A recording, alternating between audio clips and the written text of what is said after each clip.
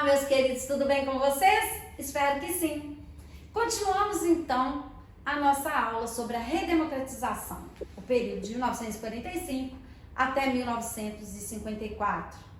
Nesse período, temos o retorno de Getúlio Vargas.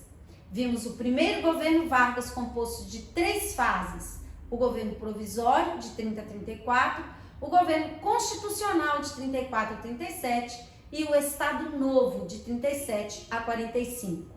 Em 45, os militares obrigam Getúlio, junto com outros grupos da elite, a renunciar. Na verdade, ele enfatiza que nunca assinou carta de renúncia nenhuma. Esse contexto leva à eleição de Eurico Gaspar Dutra, o antigo ministro da Guerra de Getúlio Vargas. Vimos as características do governo Dutra e, nesse período, Getúlio já preparava o seu retorno. Eleito senador, mesmo no Rio Grande do Sul, em sua fazenda, em São Borja, Getúlio já articulava as forças políticas para promover o seu retorno. E esse retorno vai ser triunfal, porque pela primeira vez Getúlio, como diz o próprio Getúlio, voltaria nos braços do povo. Foi a única vez que Getúlio esteve no poder através de uma eleição popular, uma eleição direta.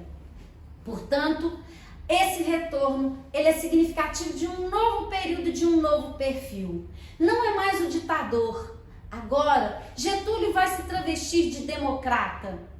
Na série de livros que mencionei na aula passada, os 3 livros que são a trilogia que fazem a biografia de Getúlio, do autor Lira Neto, temos aqui na página 201 uma marchinha popular de carnaval que explicita bem o que eu acabei de dizer. Bota o retrato do velho, bota no mesmo lugar, o sorriso do velhinho faz a gente trabalhar. Repetindo, bota o retrato do velho outra vez, bota no mesmo lugar, o sorriso do velhinho faz a gente trabalhar. Getúlio voltaria agora dentro de um perfil mais populista do que nunca. Getúlio voltaria para reforçar a base fundamental no qual ele traça todo o seu perfil político, que é a aproximação com as massas. Vamos ver então o que caracteriza essa segunda fase do governo de Getúlio Vargas. É o período que vai então de 1951 a 1954. Temos aí, como vimos no final da nossa última aula, a articulação política que levou Getúlio ao poder, o PTB, PSP e PSD.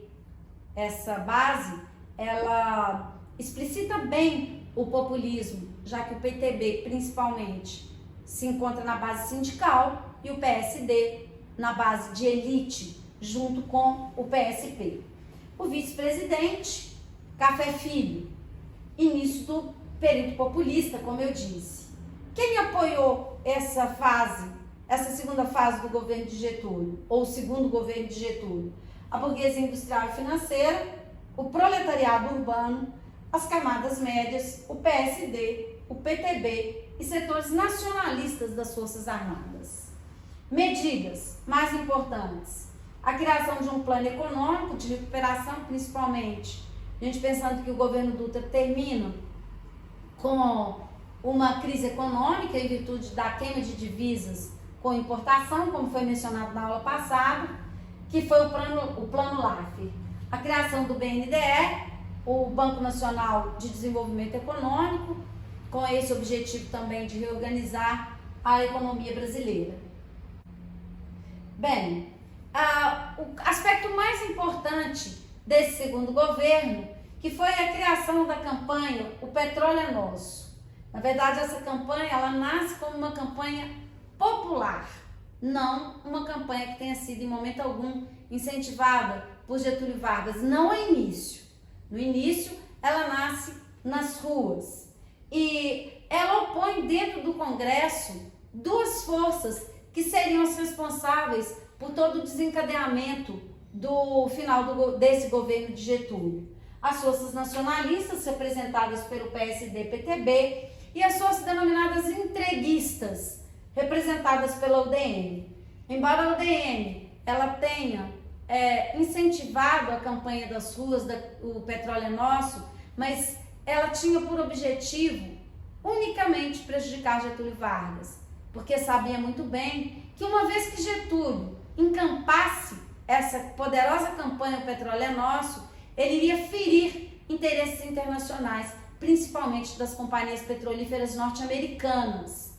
E esse foi o interesse da UDN em apoiar, no início da campanha das ruas, a campanha O Petróleo é Nosso, porque era justamente o avesso daquilo que eles queriam, que era a abertura para o capital internacional. Eles são, como vemos aqui, entreguistas.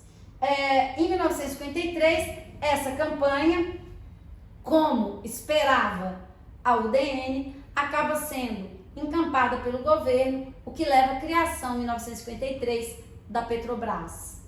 E isso acabaria atraindo para Getúlio interesses internacionais de oposição muito poderosos, como eu disse, principalmente representado pelas companhias petrolíferas norte-americanas.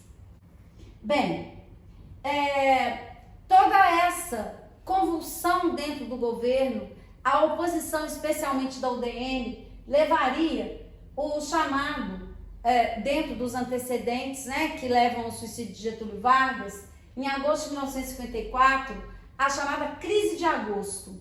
Essa crise de agosto, ela tem como principal episódio o chamado episódio da Rua Toneleiros.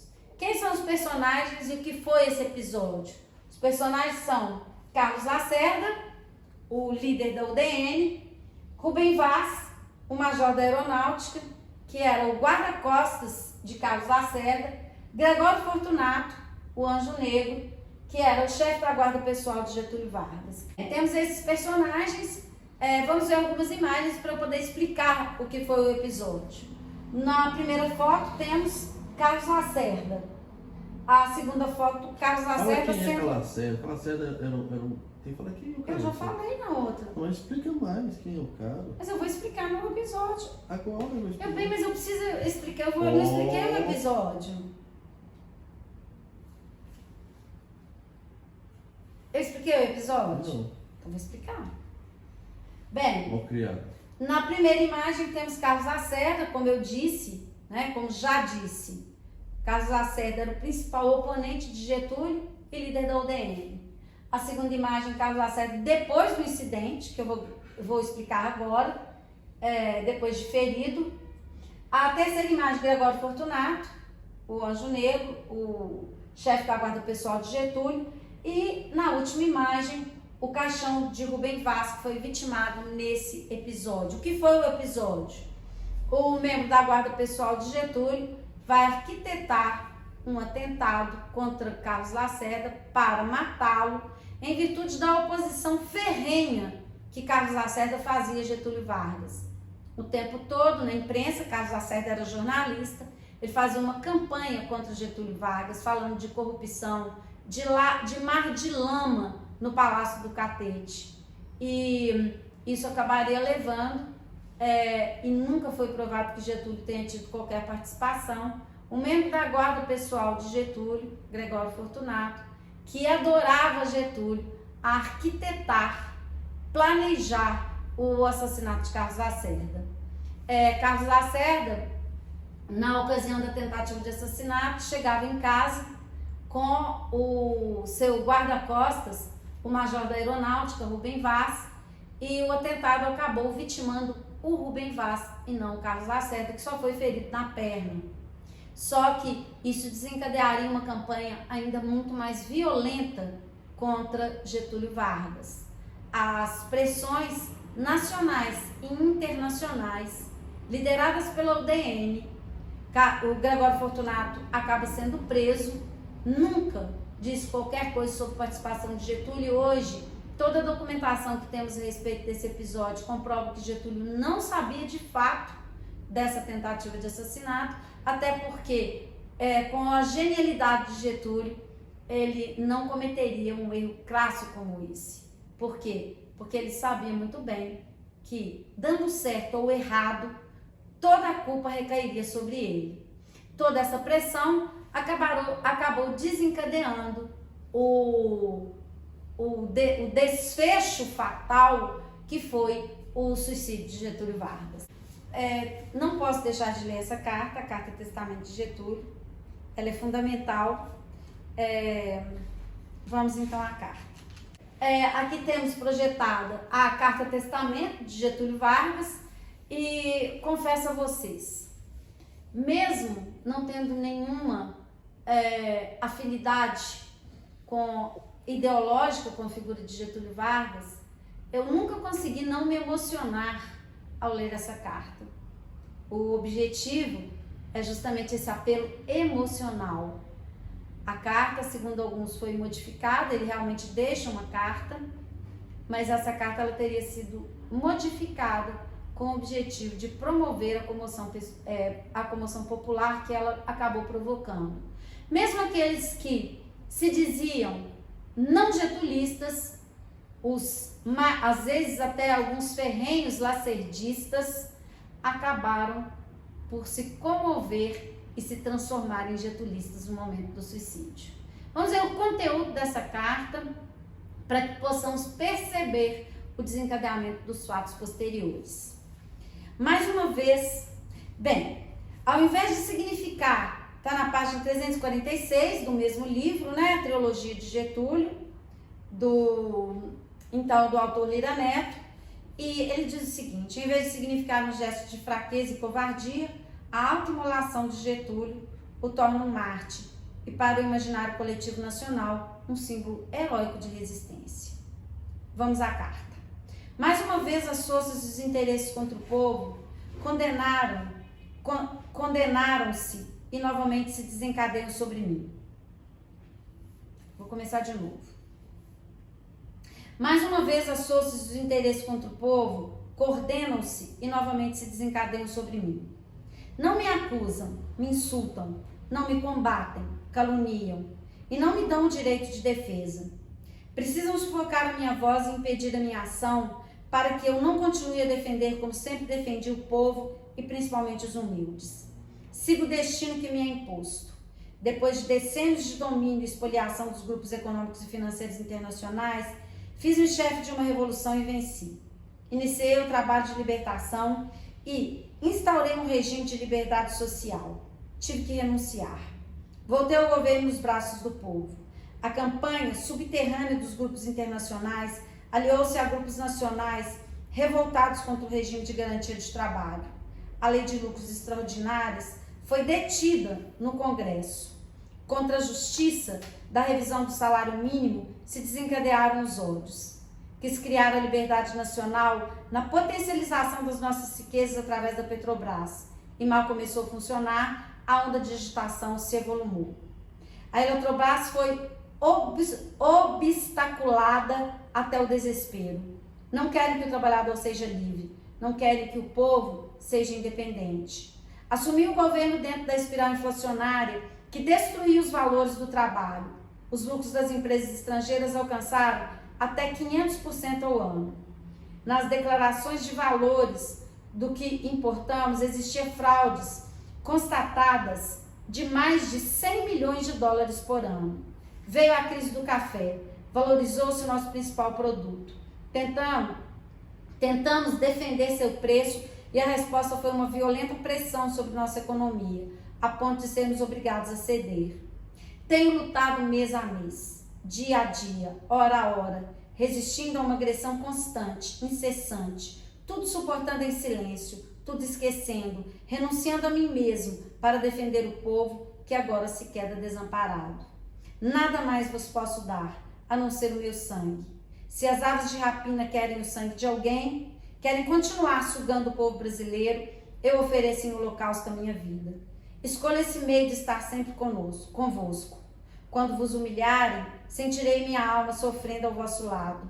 Quando a fome bater à vossa porta, sentirei em vosso peito a energia para lutar por vós e vossos filhos. Quando vos vilipendiarem, sentirei o meu pensamento e a força para a reação. Meu sacrifício vos manterá unidos e meu nome será a vossa bandeira de luta. Cada gota do meu sangue será uma chama imortal da vossa consciência e manterá a vibração sagrada para a resistência. Ao ódio respondo com perdão, e aos que pensam que me derrotaram respondo com a minha vitória. Eu, escravo do povo, e hoje me liberto para a vida eterna. Mas esse povo de quem fui escravo não mais será escravo de ninguém. Meu sacrifício ficará para sempre em sua alma, e meu sangue será o preço do seu resgate. Lutei contra a espoliação do Brasil, lutei contra a espoliação do povo. Tenho lutado de peito aberto. O ódio, as infâmias e a calúnia não abateram meu ânimo. Eu vos dei a minha vida, agora ofereço a minha morte. Nada receio. Serenamente dou o primeiro passo a caminho da eternidade e saio da vida para entrar na história. Bem, a emoção coletiva provocada pelo suicídio impediu o golpe militar que foi adiado em 10 anos. O golpe de 64, que foi executado em 64, com certeza seria dado em 54, não fosse o suicídio de Getúlio Vargas. A elite nacional, apavorada com a possibilidade de conquistas trabalhistas, lembrando que o ministro do Trabalho, que era João Goulart, concedeu um aumento de 100% para o salário mínimo. Obviamente, por pressão da elite nacional, dos industriais, ele acabou sendo retirado do cargo de ministro do Trabalho. Mas todas as forças de oposição a Getúlio acabariam por desencadear o suicídio, a solução encontrada por Getúlio, que evitaria o golpe militar, que foi adiado, como eu disse, em 10 anos. Muito bem, como vimos na Carta Testamento, essa carta gera uma comoção que adia em 10 anos o golpe de 64. A comoção nacional provocada pelo suicídio de Getúlio acabaria evitando o golpe militar, que seria dado em 54. Entenderemos melhor essa questão desse golpe adiado em nossa próxima aula. Finalizamos a aula com as imagens do enterro de Getúlio Vargas, do velório, de Getúlio Vargas, e a explicitação nessas imagens da comoção popular gerada por esse suicídio. Até a próxima aula, um beijo para vocês. Até!